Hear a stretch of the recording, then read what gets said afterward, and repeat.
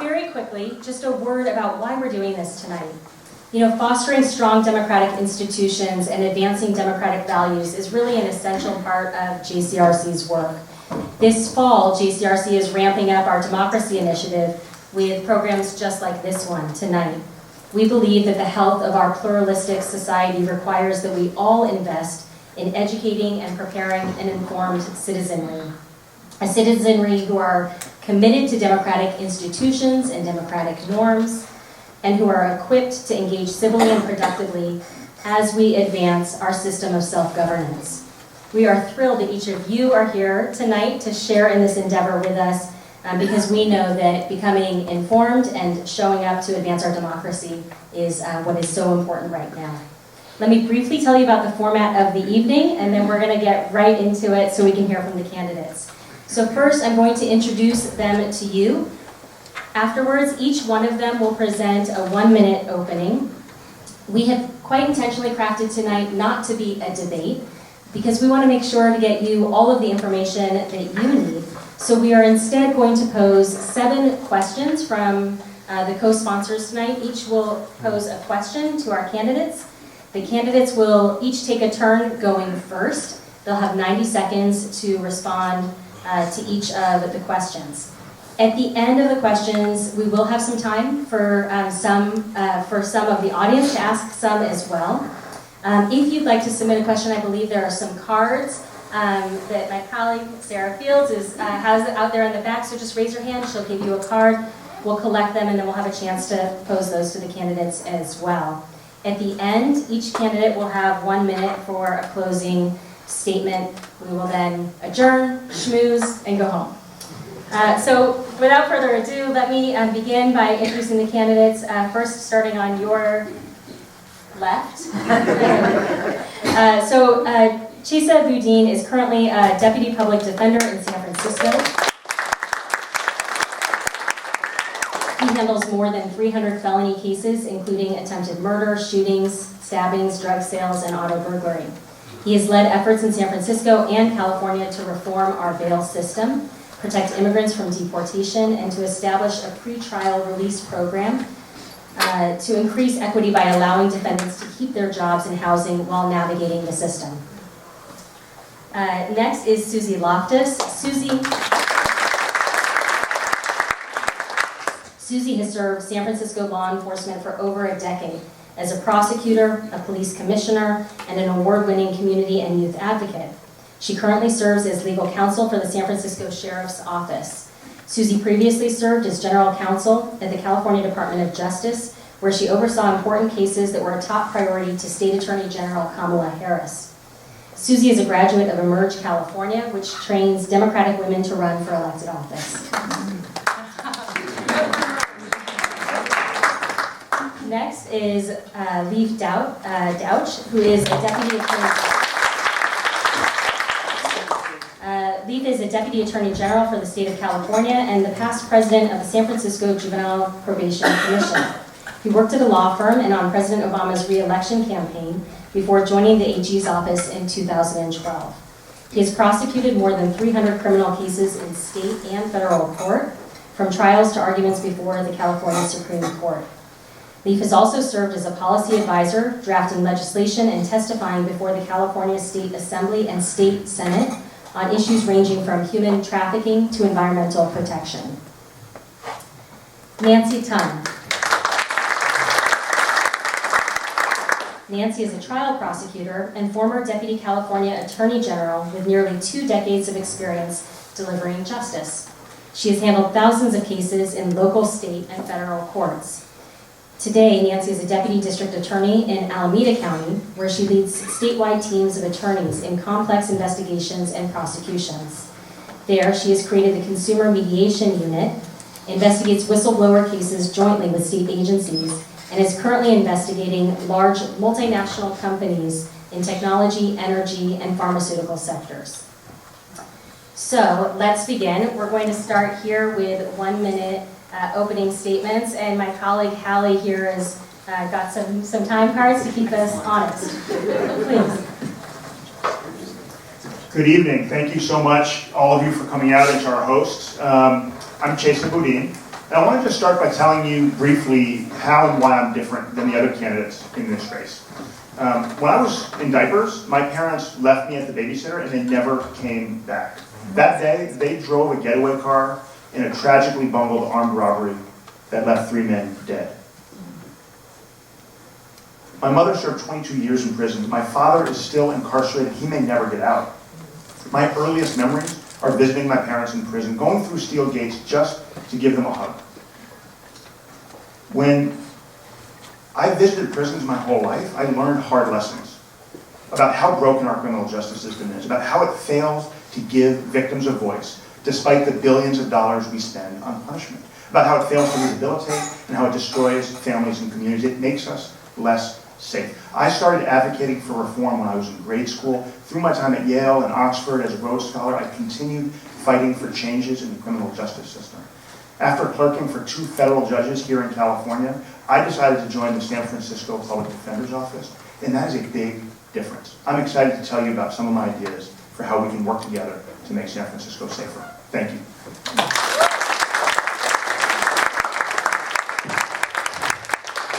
Good evening, everyone. My name is Suzy Loftus, and this mic isn't long enough. Pivot, roll with it. Here we go. Okay, I'm back. Hi, thank you all for being here tonight. It's an honor to be in this space with all of you talking about this race. San Francisco is a place I deeply love. It's where I'm from. I was born and raised here. I took Muni to my public school, and I've had the full circle moment of my eldest is in high school now, so she is taking Muni to her public school. I'm raising my 3 daughters here, and I was raised by a woman who came to this country when she was 19.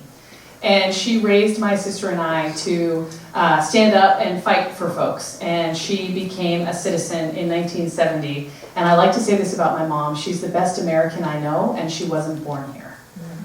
Right? So I come from fighters, and I was raised to stand up and fight. So what I've done in my career is I've built safety and justice in a number of ways. One is I was a courtroom prosecutor, where I prosecuted elder abuse and domestic violence and firearms cases. I also built safety in building a center for kids exposed to violence in Bayview Hunters Point. I partnered with Dr. Nadine Burke-Harris to address childhood adversity earlier on, because if we really want to build safety in our city, we've got to help kids and families who are on track, who are living in violent neighborhoods a lot earlier. We've got to change the way we invest. And then finally, I built safety as president of the Police Commission, where the San Francisco Examiner called me the face of police reform in San Francisco. We got body-worn cameras for officers, we reformed the use of force policy, and I terminated more officers for serious misconduct than had ever been done in the history of the department. We can do better. San Francisco can be a city that is safe and just. Thank you.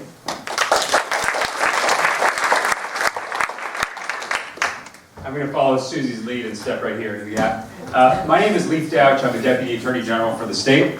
And I've been passionate about criminal justice issues my entire life, and it started with my mom. She was a nurse at the local juvenile hall down along the Central Coast of California where I grew up, and she was one of those saints that makes the system run. She would work night shifts, she would come back in the morning and tell my sister and I about the kids that she was working with. And one day she came home and said, "That's not enough. We've got to bring these kids into our home. We've got to become foster parents."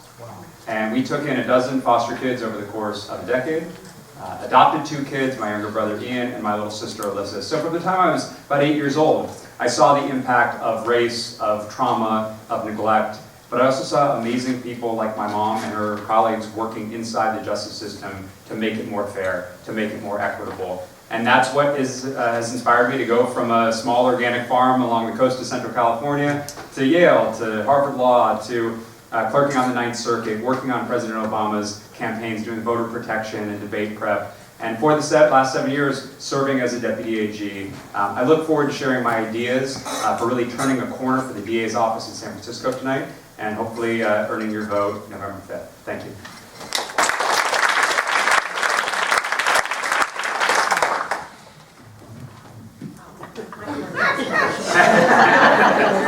See, this is the thing. The lawyers like to stand up and talk. So thank you for being here tonight, and thank you for being engaged in this civic process. My name is Nancy Tung. I'm running to be your next district attorney. I want to tell you about two people who are very important to me. One of them was holding a sign outside and handing you lit as you came in tonight. That's my father. My father was my real inspiration for becoming a lawyer. He was interested in politics when he was growing up, but because he lived in an oppressive regime in a country that basically squashed political discourse, he was not able to do that.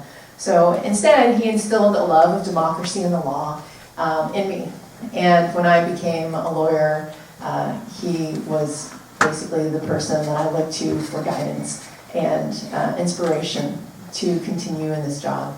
I became a public prosecutor and have been a public prosecutor for the last 18 years, 16 of those years in San Francisco and 11 of them in the district attorney's office. When I left the district attorney's office in 2017, it was because the office was broken and demoralized. The second person who's really important to me is my son. He's 21 months old. He's not here tonight, but he would like to be. I'd like to shake all of your hands also. But I want San Francisco to be a place where I can raise him, where he can live and grow and go to school, and that it's an environment that's safe and fair and just for everyone. And I hope that you will all get to meet him one day, but in the meanwhile, I hope we have a really important discussion tonight. Thank you very much. I'm going to invite Rebecca Nessel, who is the Director of Events and Cultural Programs from Grace Cathedral, to ask a question. I just want to remind all four of our candidates that Hallie Barron is sitting here with the time cards, and I'm going to apologize in advance. I'm going to say time. We're lawyers. We talk a lot. Okay, great. Let's go. Thank you. This is a three-part question. What is your personal assessment of progress over the past few years under the District Attorney's initiatives for reducing racial disparity in the administration of justice? Do you think further steps are needed? And if so, what steps would you take as DA? We're going to begin with Chesa, and we're going to work our way down, and we have 90 seconds for responses. So, we know that we live in a system with horrific racial disparities in every area of society, and they date back to slavery. We have centuries of oppression from education to housing to employment, and certainly, most obviously and most painfully, in criminal justice. I think there's a tremendous amount of room for improvement. We know that people at every stage of the process are being discriminated against based on the color of their skin, from arrest to booking to charging, to representation, to conviction, to sentencing. And we need to do a better job. And look, I mean, there are people who will tell you that we've done enough, that San Francisco has made enough progress, that we're doing better than other places. But the reality is San Francisco incarcerates African Americans at a rate of more than 1,700 per 100,000 residents. For context, that's 3 times the incarceration rate of Russians during the Gulag, the height of the Gulag. It's the highest incarceration rate of African Americans per capita of any major city in the country. We must do better. Let me give you 5 examples of things that I will do. I will refuse to allow officers with a history of racist text messaging or racial profiling to testify in cases I prosecute. I will publish data so we have more transparency in terms of what we're doing and how we're doing it. I will require everyone in my staff to go through annual implicit bias training. And I will lead an office that's as diverse as the communities that we serve. Thank you.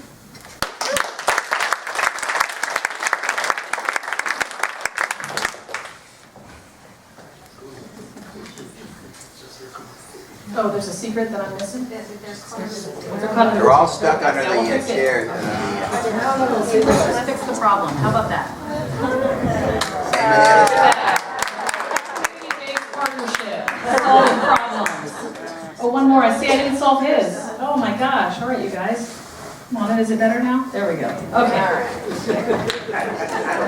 So, we won't have a safe city until we have a just city. And there are some stats that you should leave here with and be very troubled by. In a city that has between 3 and 5% African American population, they're between, depending on the study, 38 and 53% of who's in our jail. Right, yeah, whoa.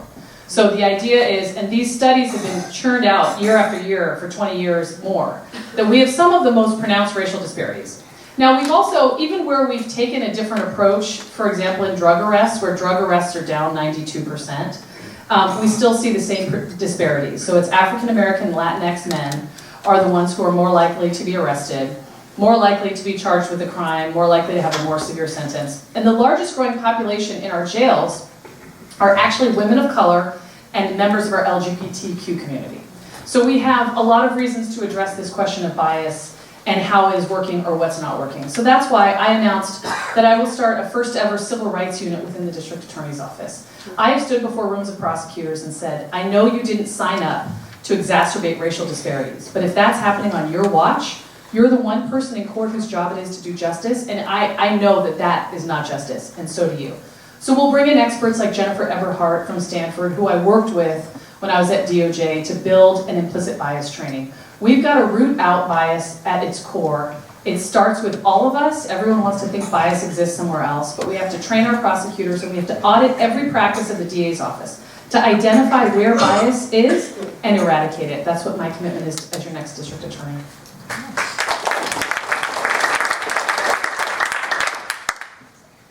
So there's a thing that happens in our criminal justice system where when we ratchet up punishment, it disproportionately hurts people of color. And when we ratchet down punishment, it disproportionately benefits people that look like me. So we like to pat ourselves on the back, the fact that our juvenile population at juvenile hall went from 150 a decade ago down to about 32. And that's great. But as of the last count, there was one white kid there. So we can't just be passive when it comes to reform and assume that the benefits are going to redound to everyone. We have to be really, really proactive about making sure the benefits are spread and enjoyed equally. So implicit bias training is something that has to happen for not just new prosecutors, but on an ongoing basis for prosecutors every 6 months, every year during their tenure in the office. George Gascon, the current DA, to answer your question in terms of whether I think he's doing a good job, did take a really important step forward with the recent announcement of a race-blind charging pilot project, where race is going to be eliminated along with the neighborhood and the names of witnesses and defendants, and prosecutors are going to be able to make a charging decision based on the facts and the law, not based on the race of the defendants. But we need to go even further. We need to put all of the data coming through the criminal justice system up on our website. I'm going to follow the lead of Kim Fox, the state's attorney in Cook County in Chicago, who just put 28 million data points on the race, the age, and the gender of every defendant coming through the system at arrest, charging, disposition, and sentencing. I'm going to do the same.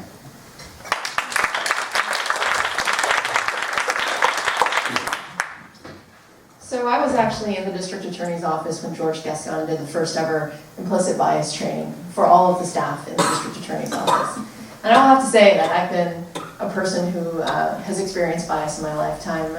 It's kind of hard to hide what my national origin is. Just ask my dad, he knows too. But the thing that I found from this very practical experience is that, yes, implicit bias lives within all of us, and that the prosecutors that I worked with who we universally thought that we were all fair, also acknowledges. So I think that it's important to continue implicit bias training. I think it's really important, particularly at the points of charging and plea deals and plea negotiations, that it's important to do. But also what we need to do is look at racial disparities that exist in our victim population as well. African Americans, highest victim rate. Asian Americans, the highest rate of non-reporting to police officers. And really start to build bridges between those communities to make sure that everybody is able to access the justice system as well. Thank you. The next question is going to come from Jane Ferguson-Flout, who is the Partnership Director at Catholic Charities. And for this round, we'll begin with Suzy. And work our way this way and come back. Thank you. It's truly an honor to be here. And I'm speaking on behalf of Catholic Charities. We're a human services provider in the city, serving over 32,000 individuals, children, families, aging adults, and including providing legal support for immigrants, pathway to citizenship, and contributing to our community.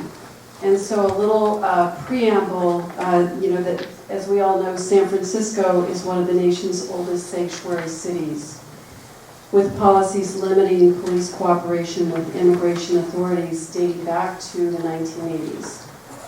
The policies have been reaffirmed and strengthened by local officials several times over the years and are intended to enhance community safety and encouraging immigrants to report crimes and cooperate with police without fear of deportation. So here's my question. What does it mean to be a sanctuary city when immigrants can be apprehended by ICE agents outside of our city's courts for matters unrelated to their court case? So, what you need the next district attorney of our city to say is that being a sanctuary city makes us more safe. And the question that you're posing is one that I fundamentally feel as a parent in dealing with gun violence and in dealing with many members of our undocumented community, which look around to all of us in San Francisco and say, what does it mean to be a sanctuary if I don't feel safe? What does it mean to be a sanctuary if dropping off my children at daycare means that I might get picked up by ICE agents? And I think that what we've done effectively so far is really stand together as one city. And this is the city of my birth, and as I said, it is a city that I deeply love, but sometimes we get in our own way. And on sanctuary, we are united against this administration and standing together with our community-based providers, with lawyers who are posed and ready.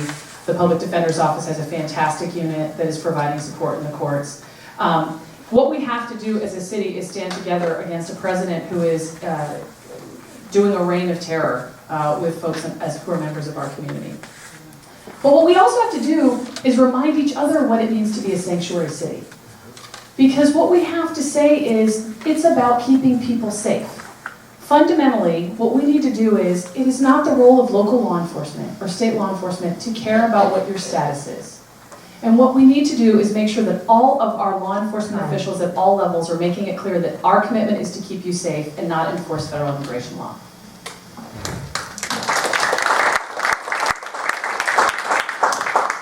I am proud to live in a sanctuary city, and I will not be cooperating with ICE if I'm elected your next district attorney.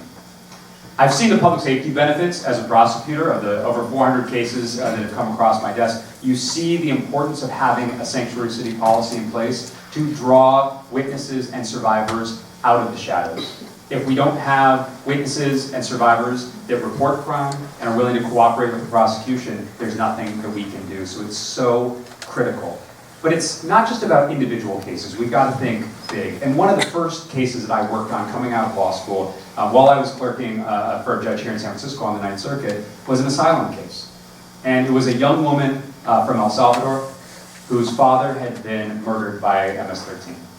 And this young woman had the courage to go to court and testify against this murderous gang that had killed her father. She then fled persecution, coming to the United States, and because of outdated law that had been on the books for decades, she was denied asylum. I said to my judge, I said, this is outrageous. This is exactly the sort of courageous young person we want to welcome with open arms in our country. And we wrote an opinion that called for the entire Ninth Circuit to come together to revisit that asylum law. We rewrote the law. We expanded protections not just for her, but for people like her who had the courage to come forward and testify in court, and we recognize that as a new group of people who could benefit from asylum. Her and hundreds, if not thousands of more people. That's the sort of leadership the next DA should take, not just thinking about specific cases, but thinking at the macro level as well.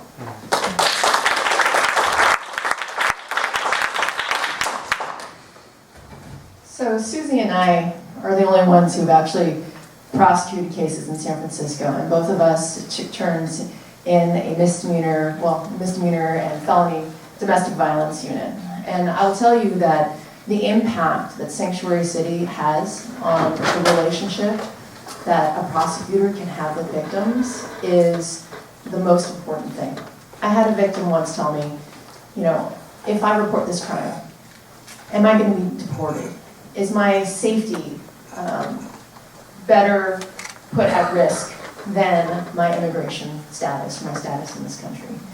And so when we talk about Sanctuary City and actually protecting people, it does make a difference in San Francisco. It makes a difference because people come forward. We can hold people who are abusing others accountable for their crimes. We can protect and bring safety to communities that live in the darkness. And that is one of the most important things we do. In terms of ICE coming to the courtroom, I think what we need to have in mind are those programs and collaborations that we have between the courts, the district attorney's office, and the public defender's office, and the private defense bar, in order to make sure that ICE does not have a role anywhere in our courts, to make sure that when people are afraid of ICE coming after them in our courts, that we have a plan B for them. And if that's an exit out of the courtroom in a way that they can still deal with their business but not have to, be arrested outside of the ICE, outside of the courtrooms, then that's something that we can collaborate on. I think that's a solution for us.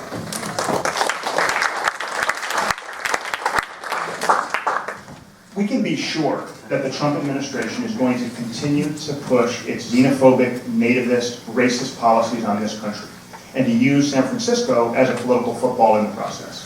We need a district attorney who will push back with every resource we have in this city to defend our communities, to defend our values. Let me tell you why I'm the best person to do that. I sued ICE when I was in law school as part of a law school contract.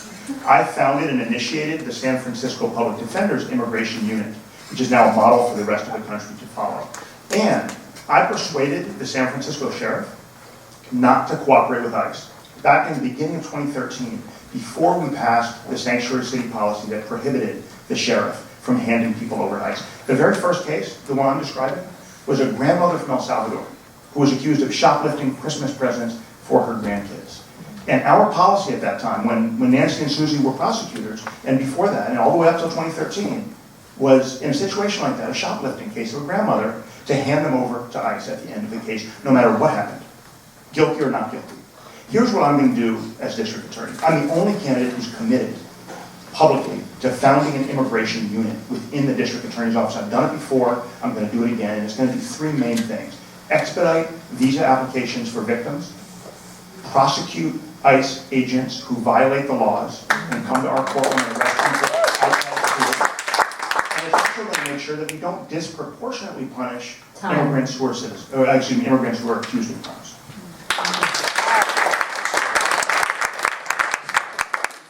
Rabbi Beth Singer from Congregation Emmanuel is going to pose the next question, and we'll begin with you. Thank you all for being here tonight.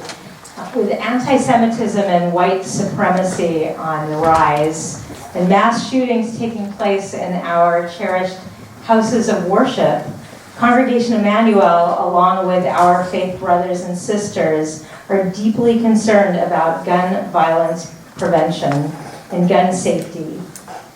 With that in mind, what ideas do each of you have for working with other criminal justice and public safety officials throughout the state to encourage California to pass and implement meaningful gun violence reduction laws, including outlawing sale, possession, and ownership of assault weapons?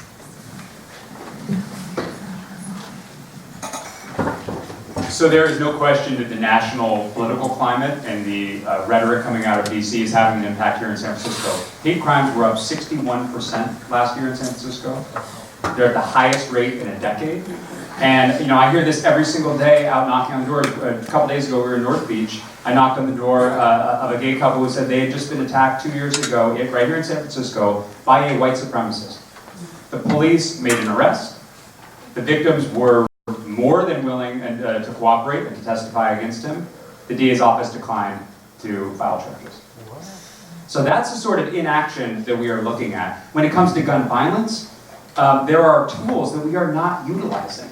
After the mass shooting in UCSB a couple years ago, the California State Legislature passed a law allowing for gun violence restraining orders. If you have someone who is a danger, who has made threats, you can go and have their firearms, their assault weapons, their weapons of war taken away from them. There was a case a couple years ago, right here in San Francisco, where an anonymous tip came in that there was a man with an illegal cache of weapons. The police went, made an arrest.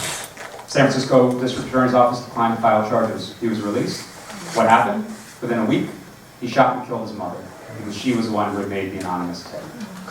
So we have tools. We always need to be doing things like an assault weapons ban at the federal level, which I strongly support. But we have tools that we can use right now. We just need the political will to do it.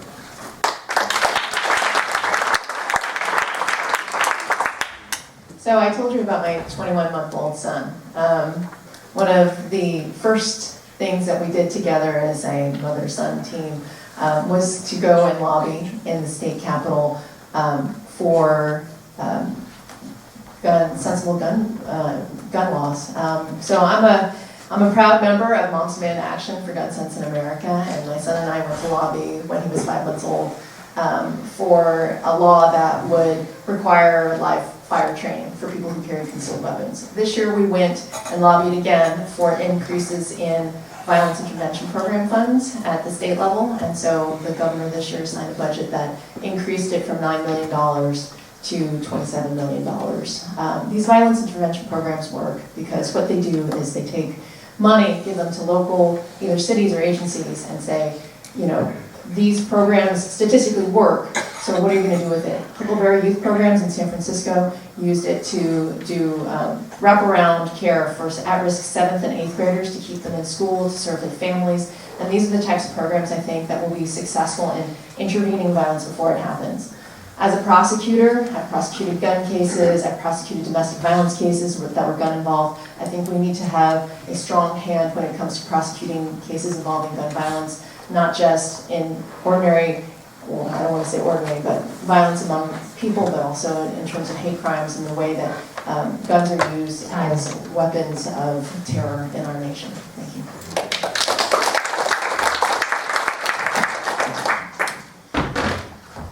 My campaign staff is, and volunteers are doing phone banking tonight. And as I was on my way over here, I got a text from an old friend who just got back from representing our country and our city in another country as a Fulbright scholar. And he said, I don't think I'm going to make it to your phone banking tonight. My nephew got shot and killed last night. And we don't see this in the news. They're Latinx family, and we haven't heard about it. It's barely been covered anywhere in the news. But this man was shot to death. His girlfriend was with him, and she's in the hospital. Meanwhile, we have a president who is pushing a white supremacist, racist, violent agenda and refusing to take any action whatsoever to rein in access to dangerous assault weapons.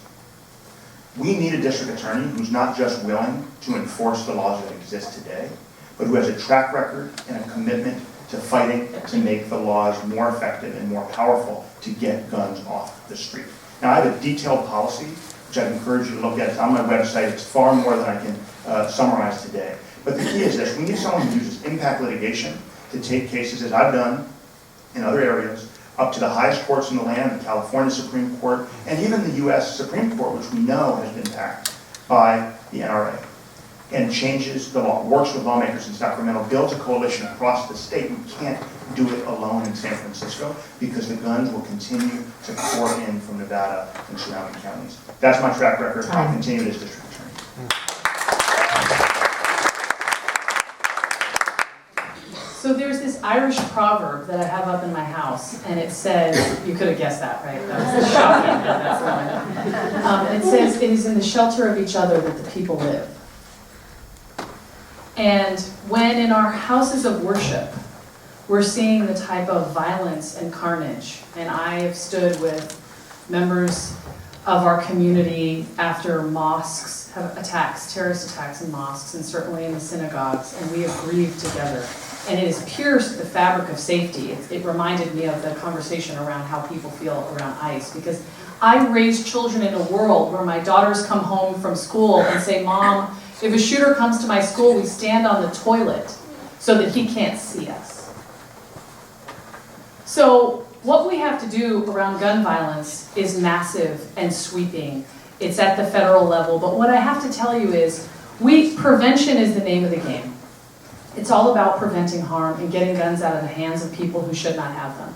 At the California Department of Justice, I work with Kamala Harris to get guns out of the hands of armed and prohibited people. I agree, we've got laws on our books. Do you know there's a law that makes it a misdemeanor if you're prohibited from carrying a gun, but you try to buy one anywhere in this country? The local jurisdiction gets a report saying, Chesa Boudin tried to buy a gun, no offense. Never tried to buy a gun. And we can take, By the record. he's on the record. We can take action. It's a matter of will. You need to elect a district attorney who's going to make it a priority to work with law enforcement to enforce our gun laws and prevent the kind of harm so we can build a safe community for all of us. Thank you. Our next question is, we'll start with Nancy, and I'd like to call on Medea Hussein, who is the Special Counsel for Anti-Muslim Bigotry from Muslim Advocates. Thank you. Thanks to all of you for being here and to the organizers for the opportunity to ask a question. Some of you touched on this a little bit briefly already related to hate crimes, but first I'll say that I'm here on behalf of Muslim Advocates, which is a national civil rights organization that is using the courts and the halls of power to halt bigotry in its tracks. We ensure that American Muslims have a seat at the table with expert representation so that all Americans can be free and safe from discrimination. So over the last several months, communities across the country have been targeted with horrific violence, including here in our state. People have been targeted by hatred and bigotry in their homes, in the neighborhoods that they live in, and in their houses of worship. Hate crimes against vulnerable communities, including American Muslims, are at an all-time high, and federal officials have a critical role to play in condemning hate violence in all forms, including at the local level. In addition, victims and the communities they are part of must have confidence in the law enforcement officials that are tasked with investigating and responding to hate crimes. When police departments prematurely rule out bigotry and bias as the cause for violence, we cannot trust that they will remain objective in their jobs. So my question to each of you is, will you make it a priority to respond appropriately to hate crimes if you were to be elected to this office? And what steps will you take to ensure the safety of San Francisco residents of all backgrounds? Thank you. So one of the principal parts of my platform is a concept I like to call community-centered justice. And it's about the DA's office being embedded in every single part of the community, the religious community, ethnic communities, neighborhoods, so that when something happens, when we have concerns that something is going on in our neighborhoods or within our religious communities, that the DA's office is there to offer counsel, offer compassion, and offer solutions. So before crimes even occur. So in terms of safety, making sure that there's a good open line of communication, and for our communities to know that the district attorney's office is here for you. That's one of my priorities as your next district attorney. And so what I want to make sure is that the first time you meet a prosecutor in the San Francisco DA's office is not when there's a hate crime. It's not when somebody's been assaulted outside of their home. It's not when somebody's been robbed at gunpoint. But that really the district attorney is the heart of everything that happens in the community, and that we're a resource, and not just a resource in name, but also for victims of different cultural backgrounds. And we have cultural competency, but we have language competency, and really reaching in to let the people in protected communities and also immigrant communities know that when you come to the DA's office, somebody will understand you in a way that makes sense to you, language-wise, culturally, and to make sure that you feel protected within the district attorney's office. Time.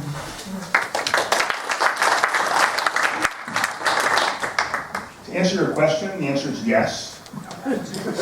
We need a district attorney who will defend the law equally and who will enforce the law to protect Muslims, Jews, Sikhs, Catholics, members of the queer and trans community. It doesn't matter who you are, hate is hate, and we have to root it out. This is a city that is proud and will continue to be proud of and defend its diversity in all forms. And yet, we have people who we rely on to protect us, who themselves are sometimes filled with hate. A few years ago, many of you will remember back when Suzy was on the police commission, there were not one but two separate scandals involving groups of officers sending horrifically racist, homophobic, Islamophobic text messages to each other, and not one of them was disciplined.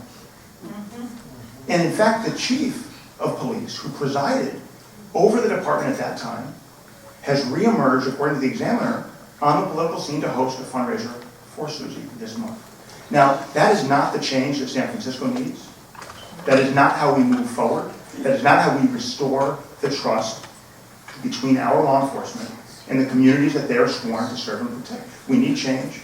We need to enforce the law equally, and we need to move forward away from that kind of hatred and bigotry within our law enforcement departments. I will never allow an officer with that history of racism or Islamophobia or homophobia to testify when I'm district attorney.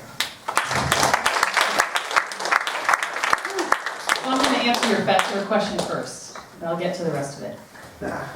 Hate crimes are at a 10-year high in San Francisco, and so we know that we're not immune to the culture of hatred across this country.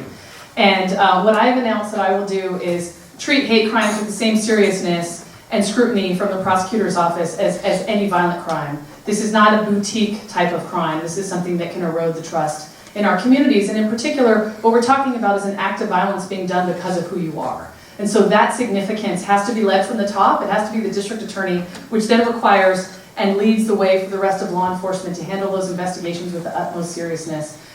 We've got to root out white supremacy because it's an existential threat to all of us. You need a district attorney who can name that, call that out, and get law enforcement behind a strategy that keeps us all safe.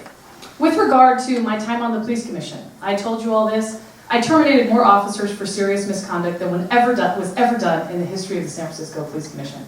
I was on TV every Wednesday night. The particular scandal that my opponent is choosing to bring up right now, you could go on SFG TV and watch me on any given Wednesday, and you'll hear what I said about the disgusting and awful nature of what those officers said, and that it made them unfit to be peace officers in San Francisco.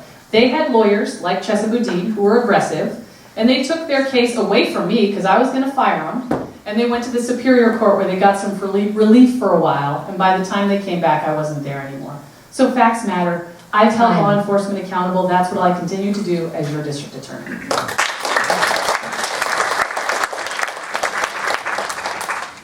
With a 61% increase in hate crimes over the last year, you would expect there would be a commensurate response from the DA's office, and we've seen nothing. So whether you're targeted based on your religion, whether you're targeted based on your race, your sexual orientation, or any other protected class, we need a DA's office that takes those cases seriously, and more so in this moment than ever before. You know, there has been a series of high-profile attacks against members of the Chinese American community in San Francisco this year. Many of them senior citizens, many people who have been attacked in broad daylight. And the community came together about 2 months ago to have a public safety meeting on Stockton Street. And to my fellow candidates' credits, all of us were there. You know who wasn't there? The district attorney or a single representative from the DA's office. You have the member of the Board of Supervisors, SFPD, community leaders. It is so important to show up, to be there, to listen to the concerns the community has, to make sure we are linguistically and culturally competent and accessible to the community. Showing up is step one, and that is the sort of community engagement that I want to have. Bring back the boards and commissions and task forces that reached out to the community and got those best ideas. Make sure there's language accessibility, whether it's police dispatchers, victim services liaisons, or prosecutors in our office. If people don't feel comfortable coming forward to report crime in the first place because they don't think they're going to be believed or they can't speak the language, we can't prosecute those cases. It starts with trust.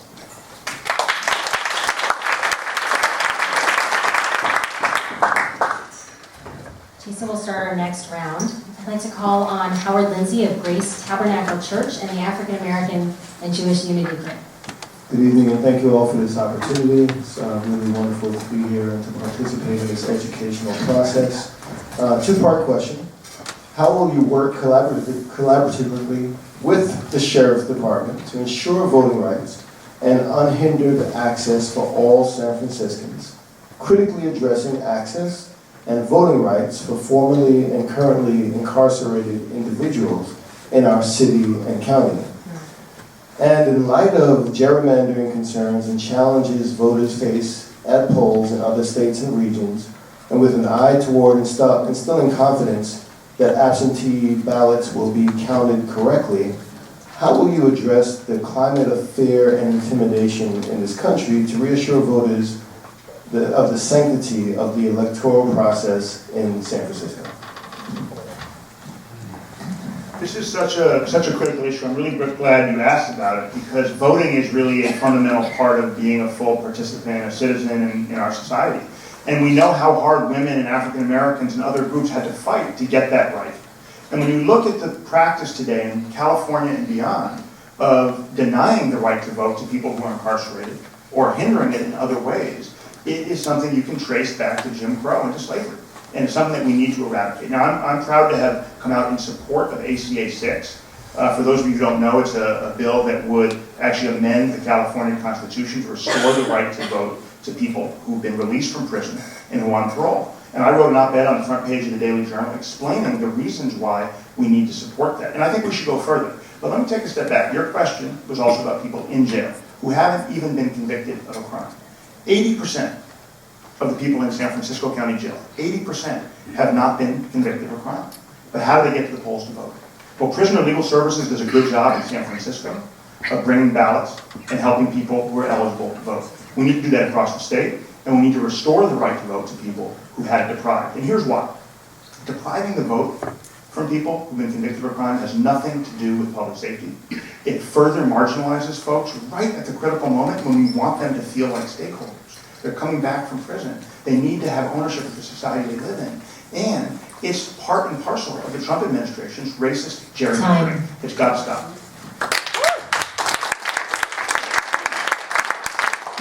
Thank you for the question.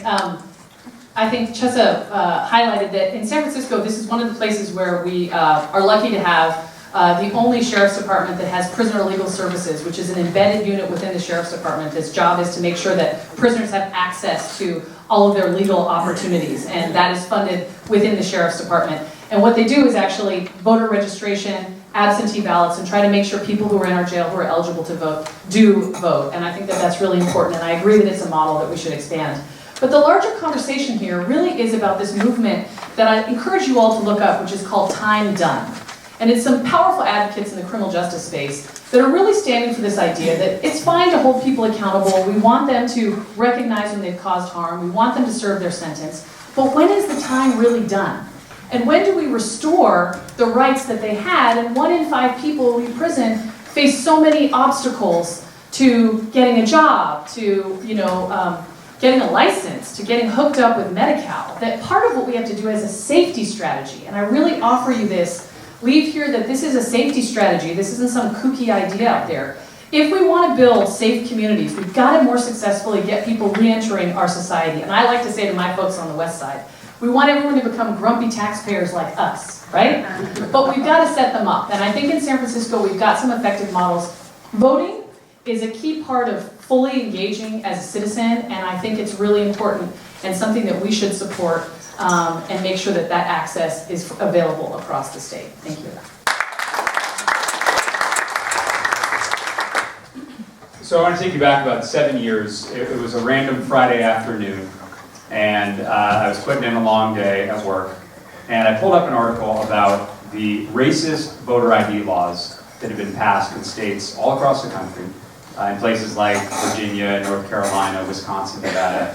And we had, one of the most important presidential elections. Back in 2012, we thought that was important. Then 2016 came along, and I said, "This is outrageous. I can't do it." I quit my job. I gave notice later that day, and I jumped on the Obama campaign, and I volunteered for the next 5 months, working on those voter protection cases and making sure that we won the cases, get injunctions to stop, implementation of those laws.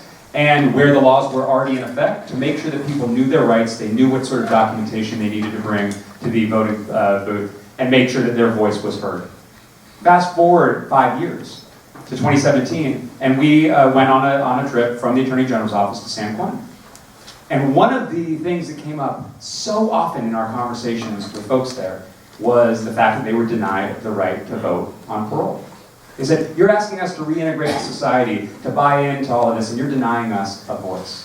So I absolutely join Chesa in supporting state measures to re-enfranchise people, to say if we want people to do that hard work of reentry, coming out of prison, the first thing we're going to do is give them their voice back.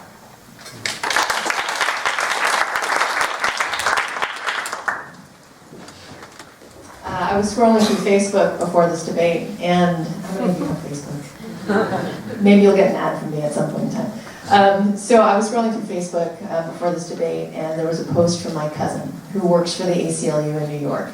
and she does voting rights work for the ACLU. And they just had a big victory in Tennessee today, and so I texted her, oh my God, congratulations on your work today. But she's been doing voter protection up and down the country, left and right, east, west, north, south. And it's something that I'm really proud of her for, because voting rights are such an integral part to citizenship, to participation, to civic mindedness, and inclusion. And so the question about voting rights in our local county jail was also one that was very intriguing to me and important. I think that if you have the right to vote, then we should make it a priority to make sure that no matter where you are in San Francisco, that you have access points to voting, that you are encouraged to vote, that you are allowed access to election materials so you can educate yourself on who the candidates are, and maybe everybody is going to vote for Chesa or Suzy or Leif, but hopefully some of them might vote for me too. So I'm very gratified to see that Prison Legal Services works so hard. There are going to be about 500 absentee ballots delivered to county jail so that people can vote, and I think that making sure that people have access to that is very important, and we should do more. I'd like to call on Danelle Tuckman, who is student body president here at the Jewish Community High School of the Bay, one of a number of students who we have with us tonight, who's going to ask our last campaign question, and I have questions from the audience. Where are we? Are we starting with Suzy now? Okay. All right. Did I get that right? Okay, so please. Hi. Okay. So when I discuss politics or current events with my peers, there's often this air of cynicism, which stems from our discomfort with the world that we're one day inheriting, so thank you. You are so welcome. But I guess it's just that, I mean, all of the issues you guys are discussing are serious and very scary to think about how we will be inheriting them. And I guess my question for you is how will your appointment to, will your election to district attorney inspire my generation to not be so afraid of entering politics and trying to solve these problems that we all got to fix? Thank you, that's a great question. Yes. I'm not sure if this is inspiring or scary, but I would be the first mother ever elected district attorney of the city and county of San Francisco. I think that's inspiring. But I'm raising 3 girls, and I will tell you that all my kids are in public school, so I have a 5th grader and a 7th grader and a 9th grader. And so I basically have my own Democratic club, but I own progeny.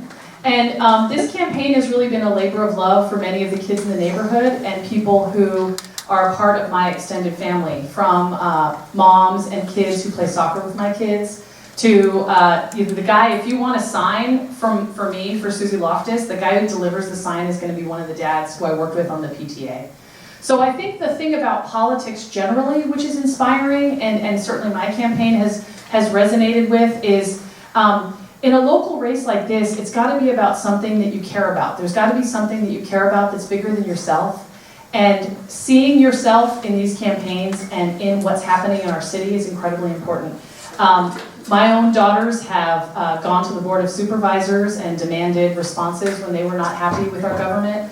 So I think what you're looking for is a district attorney who is going to lift up the voices of young people, which is something I've done my entire career, and lift up the communities that we come from. We all live in communities, and we need to make them a part of the fabric of our city, and they are a part of the fabric of my campaign.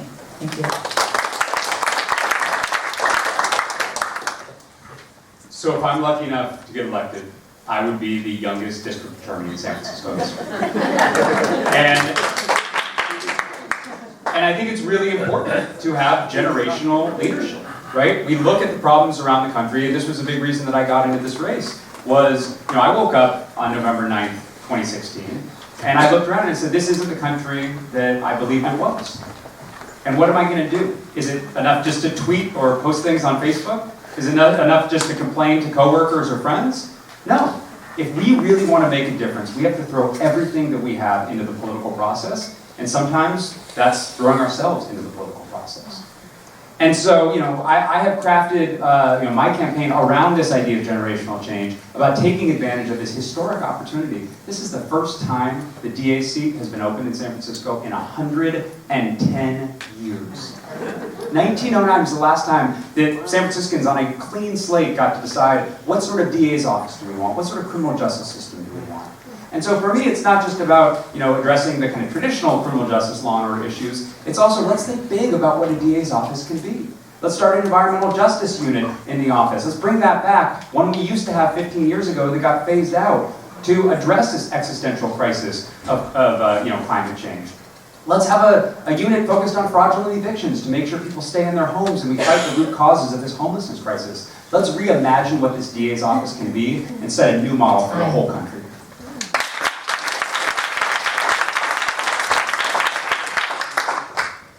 So I'm a career prosecutor. I never thought that I would also be a politician. And Leif mentioned this event that happened in November of 2016, and I also took a step and I looked around and said, if I don't see the leaders that I want leading our government, then maybe it's time for me to step up. Thank you. One of the things that's really important to me about my candidacy is, like Suzy, I'm also a mom. And so if Suzy or I were elected, we would be the first mothers in the DA's seat. The other thing is that we would be the only second woman DA in San Francisco. And for me in particular, I would be the second person of color to lead the DA's office in a city that is 34% Asian. It matters. I thought when I was a little girl that I could be a TV broadcaster. And the reason why is because I saw Connie Chung on TV. And so for me, like early in the campaign, I got an Instagram message from somebody. And trust me, I was not on Instagram. I'm not in that age cohort before the election. But she reached out to me and she said, I'm going to be a first-year law student at Loyola University in New Orleans. I'm Chinese born, but I was raised by Caucasian parents in Tennessee. And you're the first person that I see doing the thing that I want to do. And so for me, this race is not just about making sure that San Francisco is safe or just, but also that representation is important as well. So.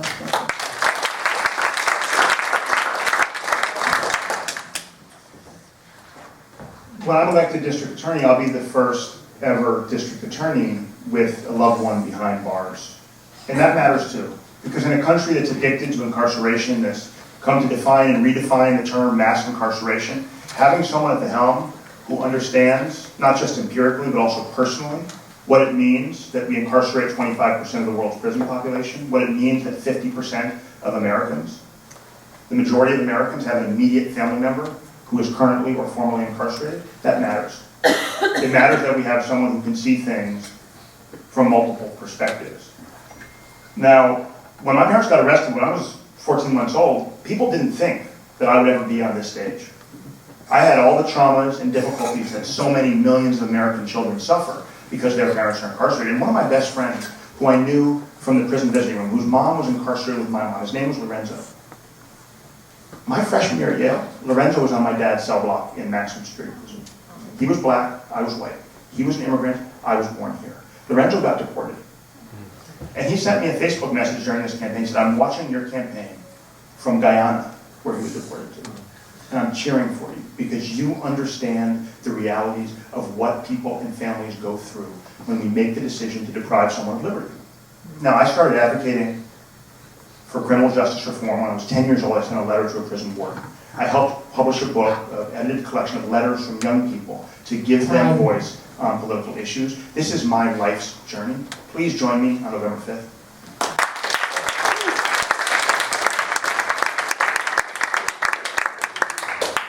We have two audience questions that we have time for before the closing statements. So the first is I think we're at Leif now, right? Okay, we're going to start up here. How will you address the criminalization and over-incarceration of folks with mental illness? So I see the mental health crisis every single day working in the Tenderloin.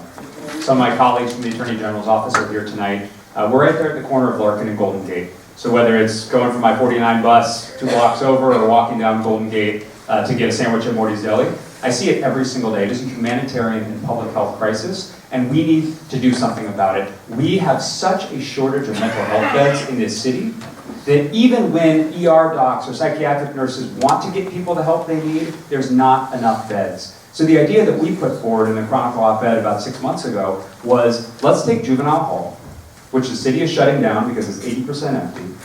Let's transform that into a mental health justice center. 150-bed facility for folks on the streets battling serious mental health issues, so that we don't have to wait until they attack someone down along the Embarcadero on their way home. So we don't have to cycle them through the courts or the county jail. Let's be preventive about this, and let's expand that capacity.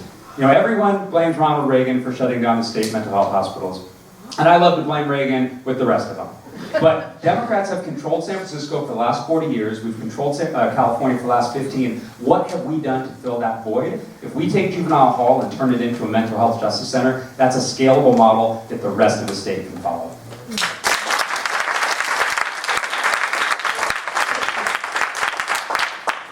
So I want to talk about this incident that happened at the Watermark. How many of you are familiar with this assault on a woman that was captured on video? It kind of went viral across the country, actually. So this woman was coming home late at night at about 1:30 in the morning to her condo building over on the Embarcadero, and she was violently attacked by a man who was screaming about robots, trying to kill the front desk clerk, grabbed her forcefully, threw her down on the ground, and as the desk clerk tried to help her, the two of them struggled with him to keep him out of the building and to get her safely into the building. You know, his public defender said that he was having a mental health crisis, and clearly from the things that he was saying, it appeared that he was also, from his statements, having a mental health crisis. I didn't see any robots in the video, so I couldn't really say if he had any basis in fact for saying that. But this idea that the criminal justice system is a place where we interact with mental illness is a serious one. But the part about this story that most people don't know is that there were 2 calls to 911 10 minutes before this incident happened. And that we did not do enough as a city to intervene before that violence occurred. And so what I think we need to do is have more intervention and a different type of response for these type of situations where somebody is clearly having a mental health crisis, but that the police are not responding in a way that is responding to the issue. So let's have more response to the mental health crisis before it turns into a crime.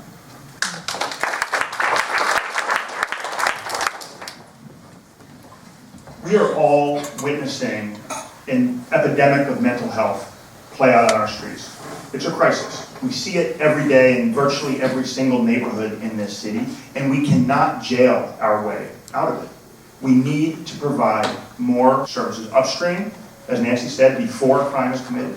It is unacceptable that in San Francisco, the #1 provider of mental health services is a county jail. You want to get mental health services? You got to commit a crime to do it. That is a disgrace.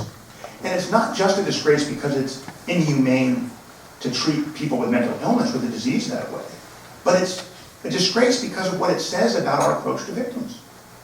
Why is it that we have to wait until there's a victim of a serious crime before someone living in crisis gets the intervention needed to prevent that crime from occurring in the first place? We have to do a better job. We have to recognize that 75% of the people booked into San Francisco County Jail are drug addicted, mentally ill, or both. It is driving the crimes that we experience in this city. And we can do a much better job preventing crimes if we have mental health access for everyone who needs it, if we have drug treatment access for everyone who needs it, and if we have outreach teams, whether they're part of the police department or folks from Blythe Memorial Church in Felton Place and other community-based groups who show up when there's a person in crisis before a crime is committed. So you're going to hear a lot of common themes, I think, from all of us across the board, because this is a theme of the campaign. What are we going to do with the mental health crisis? We all know that jail psych is the largest provider of mental health services. We know that we've all been reading the Chronicle, right? We know that at the economic downturn, the number of acute beds for seriously mentally ill was cut in half. We know that subacute beds was cut by 2/3. So, you know, again, my catchphrase is like, and then we clutch our pearls. Like, what's happening on our streets, you know? We have people who are seriously mentally ill who are decompensating and on our streets. And as someone who grew up in San Francisco, and I'm sure many of you, you know it's at the worst that it's ever been. And so what is it that we need to do? There is one thing that hasn't been discussed tonight. There's a new law in the books called mental health diversion, which gives the district attorney and the public defender, the defense attorney, the ability to identify people who are committing crimes because at the root cause of it is mental illness. And that person can get moved out of the criminal justice system into a court system that is designed to get them the treatment that they need. We have to disaggregate our criminal justice system and not let our jail be the place where we treat those who have mental illness. In part because the predictable decompensation that's happening is causing people, and in particular women in our city, to not feel safe.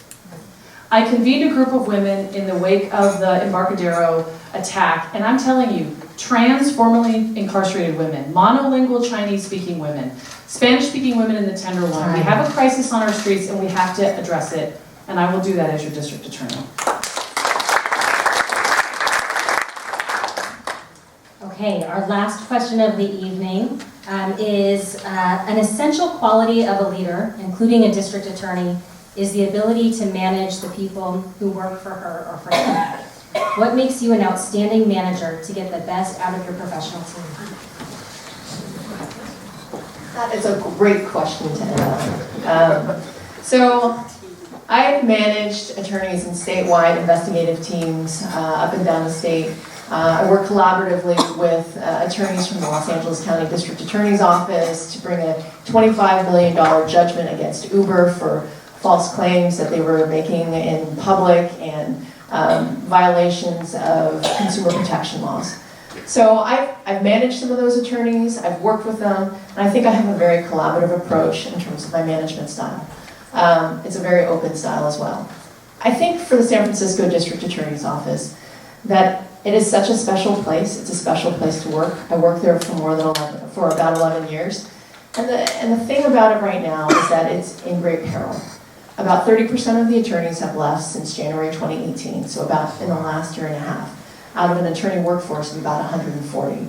They are demoralized. The office has been politicized. And I think the most important thing for them is to see a leader who has been where they are, who understands the places that can be improved upon in our district attorney's office, the workflow, the management, and can really say to a young attorney coming into the office, we want you to succeed here. We want you to grow here. So we are going to give you the tools to develop your craft as a prosecutor and excel and stay within this community so that the community benefits from a diverse workforce that has been trained and stays here and is devoted to protecting it.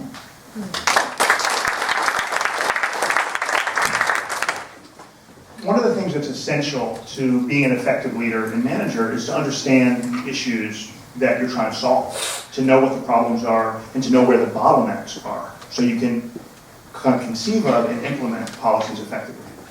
Now, I'm the only candidate on this stage who works in San Francisco's Hall of Justice. Others used to work there, but I worked there. I worked there for pretty much my entire legal career, and I know that there are a tremendous number of problems that we can fix if we work collaboratively. I know that there are models for how we can do better, and I know the judges, I know the prosecutors, I know the juries. I've done more than 24 jury trials here in San Francisco. And I know the law enforcement officers. I work out in the police gym. I have relationships with all of the people that are stakeholders in the criminal justice system here in San Francisco, because it's what I do. And I have a vision that's transformative for this office.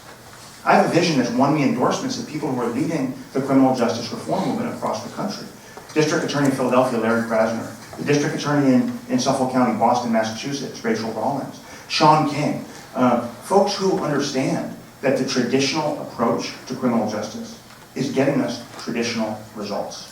When I'm elected District Attorney, we're going to be able to restore the morale, rebuild the office, and we're going to be able to recruit and hire and retain a diverse, excellent staff from all across the country. If people want to come live in San Francisco, they need a leader to show them that the district attorney's office can be the best this state has.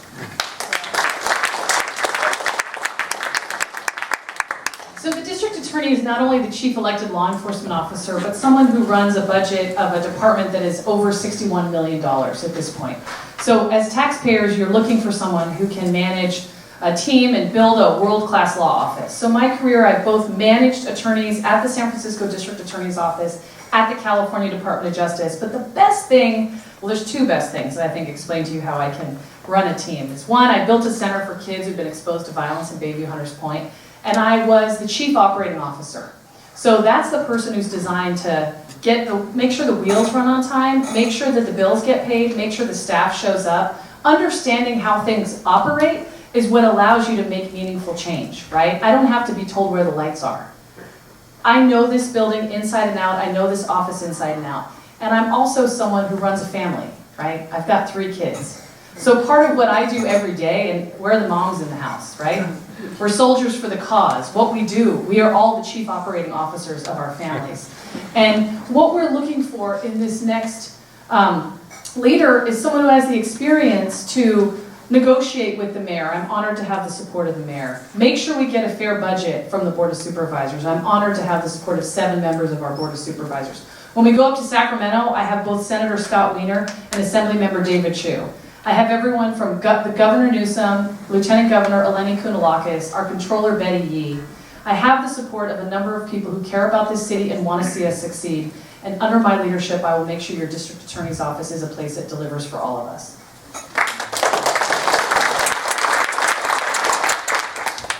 So I mentioned earlier that if I was lucky enough to get elected, I'd be the youngest district attorney in San Francisco history. Well, I also stand on this stage as the only candidate who on a day-to-day basis is both a prosecutor and who manages a team of prosecutors. And we're not running to be a trial attorney, we're running to lead this office. Not only am I an assistant supervisor of a team of prosecutors assigning out cases, handling strategic calls, I was on the Attorney General's hiring committee for 5 years. Every prosecutor that we hired in the San Francisco office came through me. I had veto power. I also served as the president of the Juvenile Probation Commission, overseeing a 240-person city department, $42 million budget.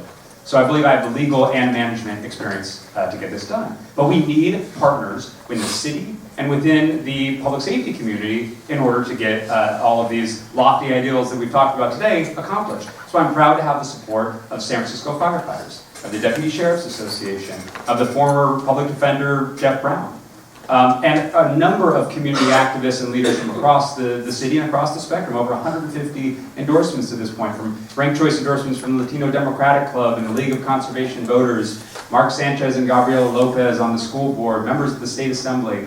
That's the sort of leadership we need to have, but we also need the independence to be able to stand up to the status quo and the way things we've done. You need that balance, and I think I have the best balance of the insider sort of connections and support, but an outsider, new approach to fundamentally change the things that we've been doing here for the last 100 years.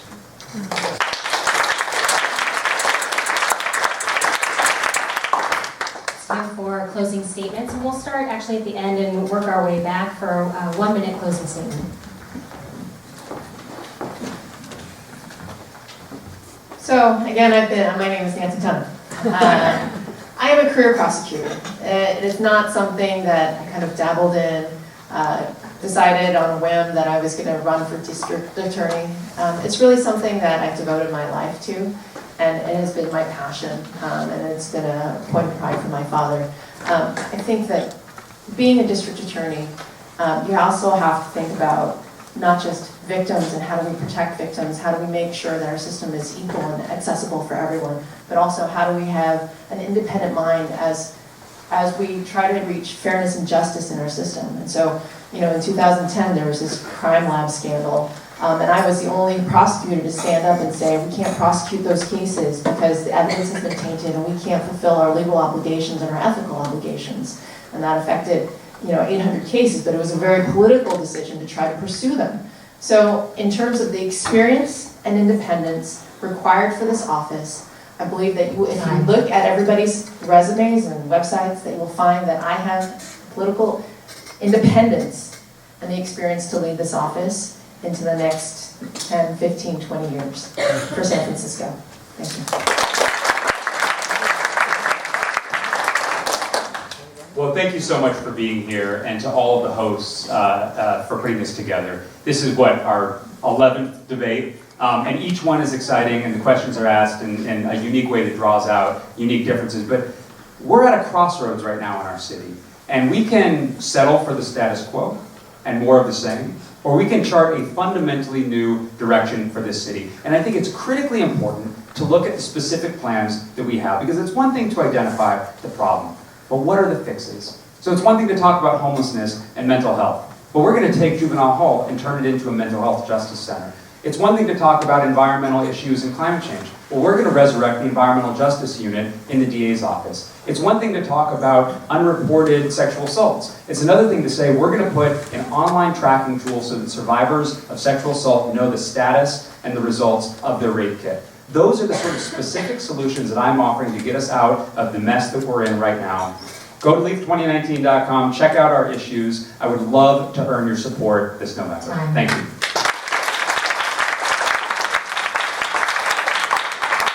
This is a particularly special debate, I think, because you've convened communities of faith and in a conversation around, you know, the rabbi started us off in this conversation around justice. And I think that in the city of St. Francis, a place that, I guarantee if you're still here at 8:49, you love San Francisco in the way that I know I do, and you believe that San Francisco can be a city that is both safe and just. My campaign stands for a very simple proposition. Too often we are told by politicians or law enforcement that we have to choose between safety and justice. And what I stand for is this idea: we can tackle wrongful convictions, we can end racial disparities. We can also do that while we're dealing with car break-ins and property crime and how women feel on our streets. We have to reject the idea that the status quo is as good as it can get, and San Francisco can and will be a model of progressive values in action to the rest of the country in what will go down as one of the darkest times in this country. Let's be a beacon. Let's come together and build a city that is a model of safety and justice for all. With your help, we can do that, and I hope you'll support me on November 3rd.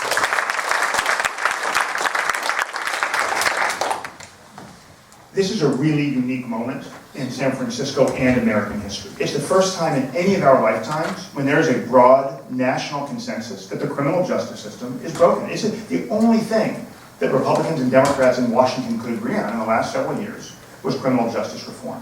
And it's also the first time, as others have said, in over a century where there's an open district attorney seat in San Francisco. I am running for district attorney because we need to seize this moment. We're at an inflection point in the city, in the country, and San Francisco can and will play a leadership role in coming up with more effective, more humane ways to give victims a voice in every case. I'm the only candidate that has committed to require my staff to contact victims of every crime within 48 hours. I'm the person who's been working for decades on restorative justice practices because I know how much they do to reduce recidivism and save lives. They save mine. This is not a political career. This is not a law school passion. This is a life journey. Please join me.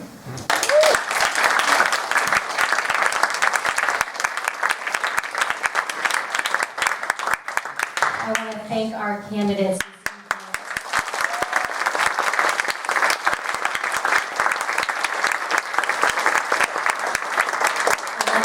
11 debates and still going. And you can hear not only is there this just kind of relentless optimism for what San Francisco can have, and relentless presence and thoughtfulness, but also intellect. And so clearly what came through tonight is the determination that you each have to make sure that we have an effective and a humane and compassionate and thoughtful criminal justice system in San Francisco. We are all going to be in good hands. And good luck to all of the candidates. I want to